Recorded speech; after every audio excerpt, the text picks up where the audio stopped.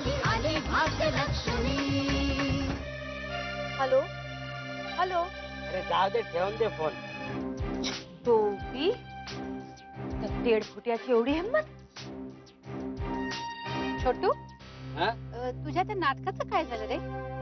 काय होणार आहे? अरे त्या नाटकात आईचं काम करणारी कमलाबाई होती ना, तीच गेली नाटक सोडून. मला घरी जाऊ द्या अप्पा, मला घरी जाऊ द्या. एवढं सगळं झाल्यावर नक्कीच तुला अक्कल आली असेल. अरे तुझी बायको तिकडे पोटूशी आहे.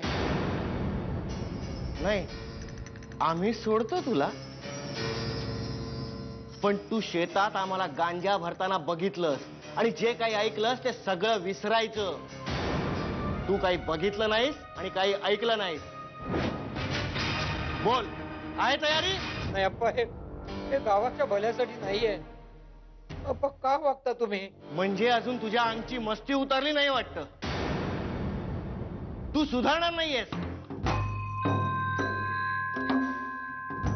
आई ग,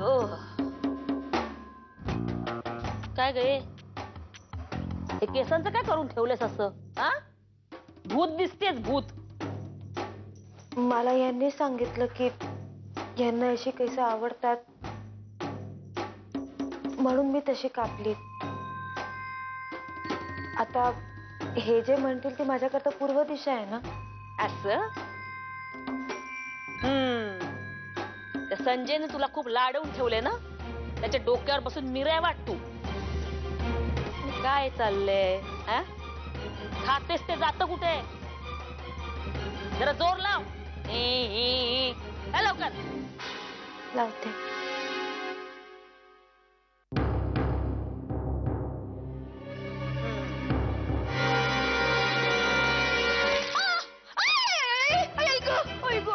काय करतेस? अगं तुला पाय चेपायला सांगितला होता, काय केलंस तू? पाय मुरगळतेस माझा. तुम्हीच मला सांगितलं ना जोरात दाब म्हणून, म्हणून मी. अगं जोर लावायला सांगितलं, मुरगळायला नव्हतं सांगितलं. उठ उठ इकडनं.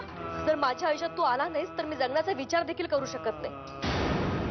जगेन तर मी तुझ्यासोबत जगेन. संजय, मला कळते तुझी द्विधा मनस्थिती. एका बाजूला काशी आहे तर एका बाजूला मी. काशी तुझी बायको आहे. मी असं कधी म्हणणार नाही की तू तिला सोड. मी तुझी दुसरी बायको म्हणून राहायला तयार आहे. चित्रे, बोल संजय, काय ठरवलंस तू? मी डॉक्टरांना भेटून येतो. जय हो बाप्पाजी. जय हो. काय झालं, एवढ्या रात्री फोन केलास? हो, तसंच काम महत्वाचं होतं. बोल, काय झालं? म्हणजे एक बातमी द्यायची होती. त्या गुरुवाला आपल्या गांजाच्या मळ्याबद्दल समजलं. काय? आणि अप्पा सुभेदार, तुम्ही काय झोपा काढत होतात? म्हणजे तो माझ्या शेतात कामाला येत होता तेव्हा त्याने बघितलं. पण अप्पा सुभेदार, एवढ्यात त्यानं गावात बोंबाबोंब सुरू केली असेल. अहो, बोंबाबोंब करायला मी त्याला मोकळा सोडला असेल तर ना. अहो, त्याने तोंड उघडू नये म्हणून मी त्याला समजावायला गेलो, तर मला धमकावायला लागला, हे धंदे बंद करा म्हणून. मग काय, अहो त्याने बोंबाबोंब करू नये म्हणून त्याचं पार्सल गावाबाहेरच्या पडक्या मंदिरात बांधून ठेवलंय. ते बरं केलंस. मी तिकडे येतोच आहे. मलाही त्या गुरुवाला अशा अवस्थेत बघायला आवडेल. तरी तर सोडत नाहीये का तुला निघवत नाही तिकडनं?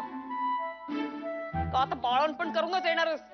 अगं आई, आई काय बोलतेस तू? हे बघ, मला आता काही कारण सांगू नकोस. तू ताबडतोब निघ तिकडनं, मला बाकी काही सांगू नकोस. जवळ डॉक्टर मी तिला लगेच घेऊन येतो. तू टेन्शन नको घेऊ. मी आलो. लवकर ये रे बाबा.